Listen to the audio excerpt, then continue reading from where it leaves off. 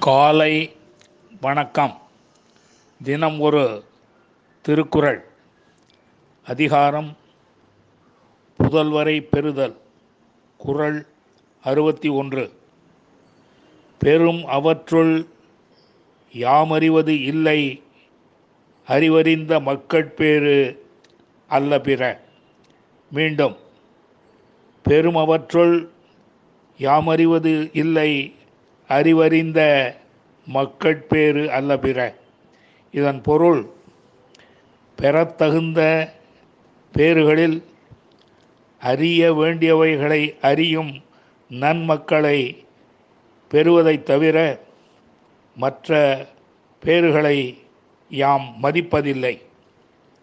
மீண்டும், பெறத்தகுந்த பேறுகளில் அறிய வேண்டியவைகளை அறியும் நன்மக்களை பெறுவதைத் தவிர மற்ற பேறுகளை யாம் மதிப்பதில்லை.